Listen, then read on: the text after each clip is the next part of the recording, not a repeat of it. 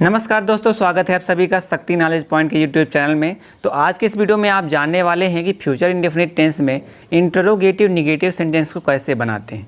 ठीक है, इस वीडियो को आप अंत तक देखिए। अगर आप लोगों ने मेरे पिछले वीडियो नहीं देखे हैं, फ्यूचर इंडेफिनिट में मैंने अफर्मेटिव, निगेटिव और इंटरोगेटिव सेंटेंसेस बता दिए हैं।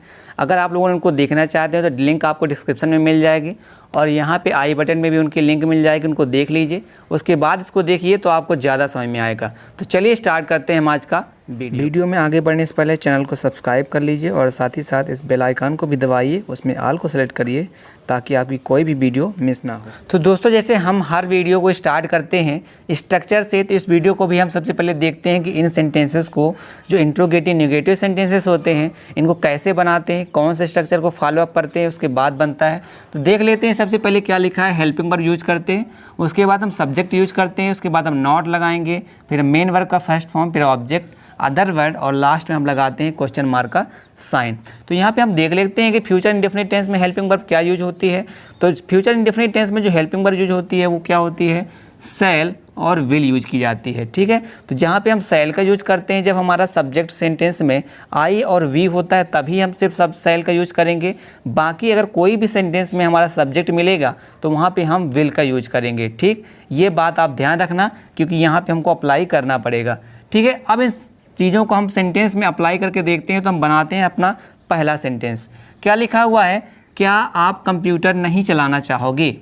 ठीक है, इसको बनाते हैं और देखते हैं कि क्या ये सब रूल जो मैंने आपको लिखवाए हैं यहाँ पे फॉलो अप होता है या नहीं। तो क्या सबसे पहले क्या लिखा है, देखो ये होती है सब्जेक्ट, ये पहचान लिखी हुई है किसकी, इंट्रोगेटिव सेंटेंस की। और यहाँ पे जो नहीं लिखा हुआ है ये निगेटिव सेंटेंस की पहचान लिखी हुई है, क्योंकि हम इंट्रोगेटिव निगेटिव ये कॉम्बिनेशन है। तो देखो इंट्रोगेटिव भी पहचान है और निगेटिव भी पहचान है। तो यहाँ पे आपको चीज़ें क्लियर हो गई होंगी।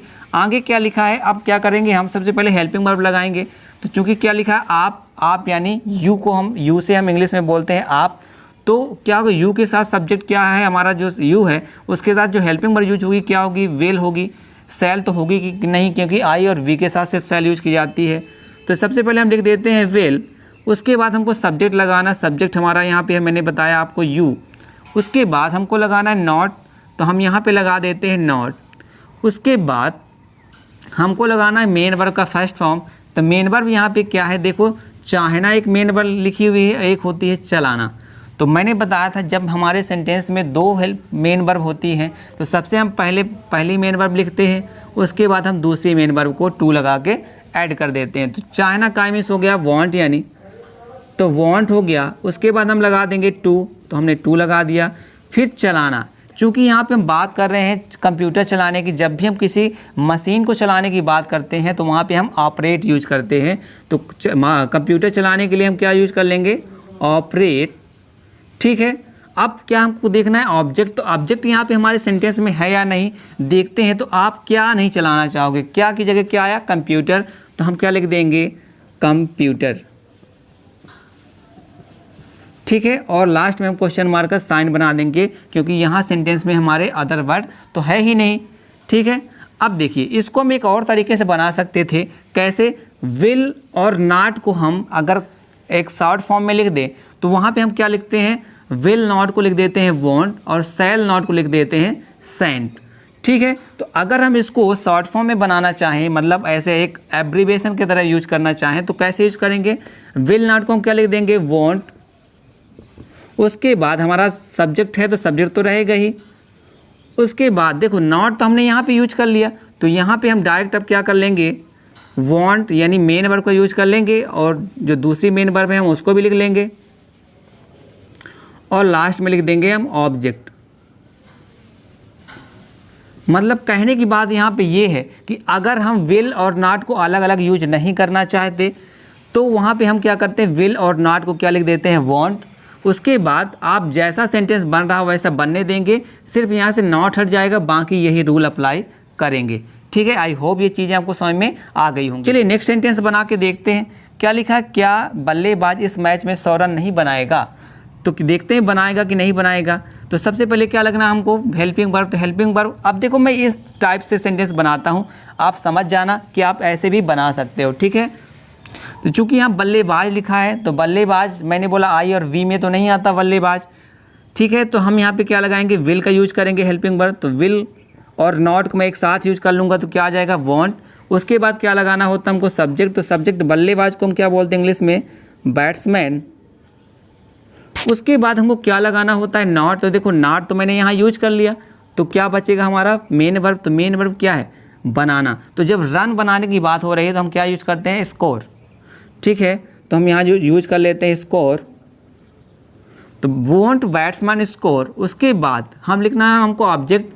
तो बल्लेबाज क्या नहीं बनाएगा भाई, 100 रन की बात हो रही है तो क्या लिखेंगे, 100 रन्स, ये हो जाएगा ऑब्जेक्ट। उसके बाद अब हमको अदर वर्ड लिखना है, तो हमारे सेंटेंस में क्या बच गया, मैच में, इस मैच में।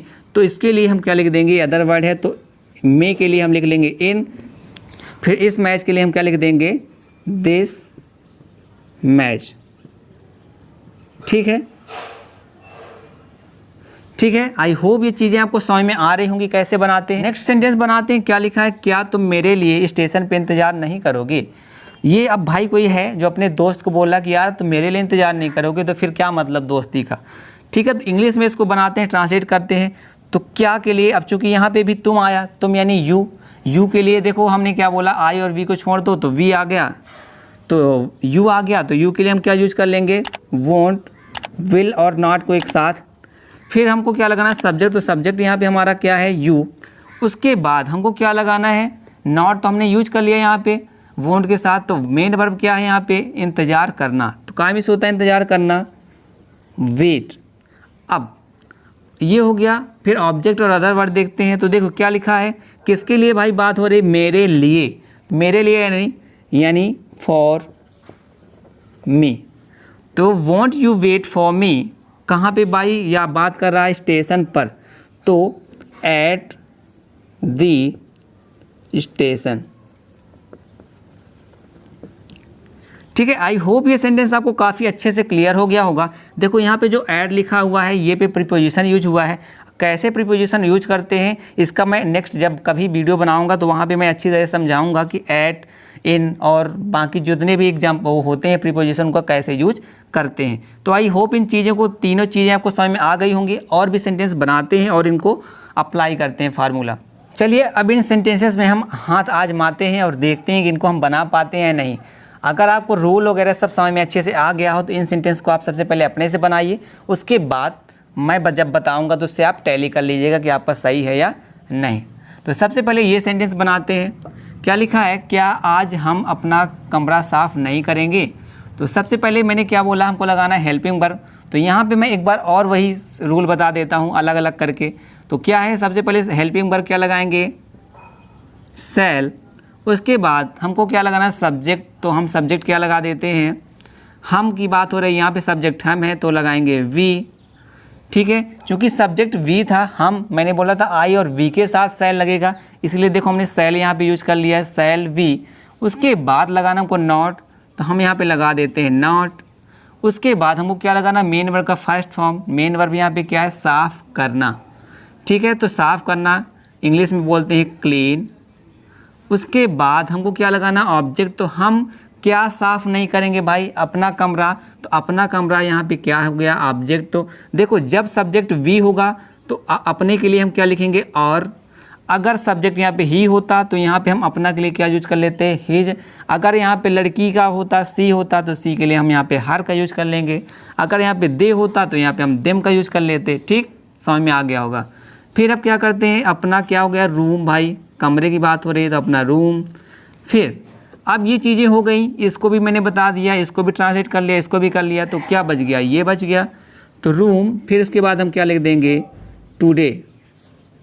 आज ही साफ़ करना है, तो क्या बोला कि आज क्या हम भाई आज कमरा अपना साफ़ नहीं करेंगे।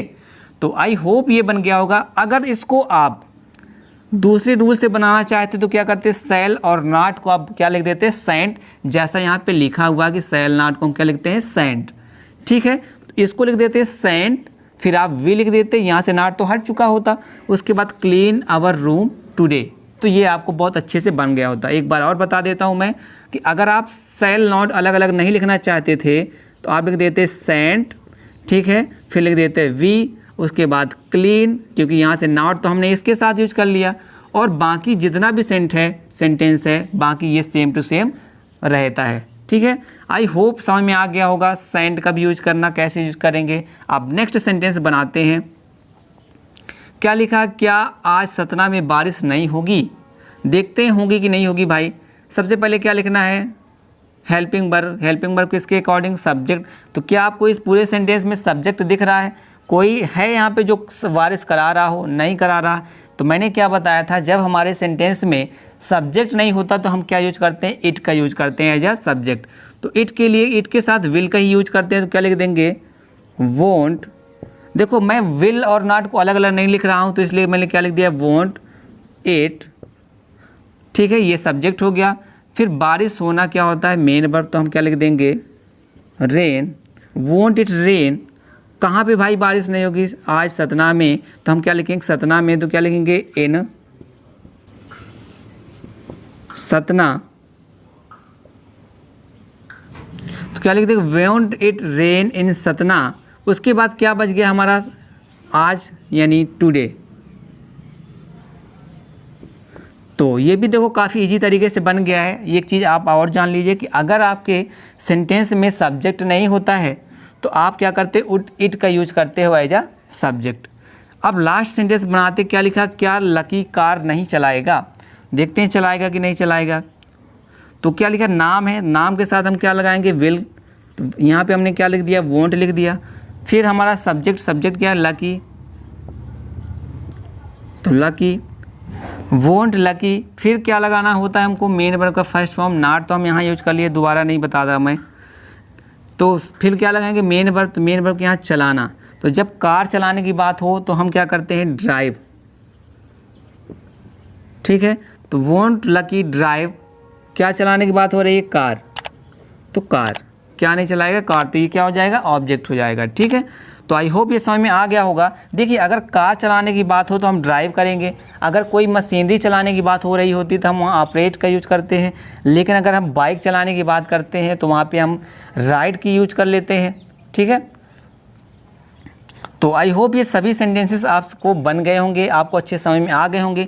एक क्वेश्चन मैं आप दे रहा हूँ आपको एज अ होमवर्क। चलिए ये सेंटेंस आपको एज अ होमवर्क है, इसका आपको आंसर कमेंट बॉक्स में, इसको आप कमेंट बॉक्स में डालिए। अगर आपका आंसर सही होगा तो नेक्स्ट वीडियो में बताऊंगा आप लोगों को।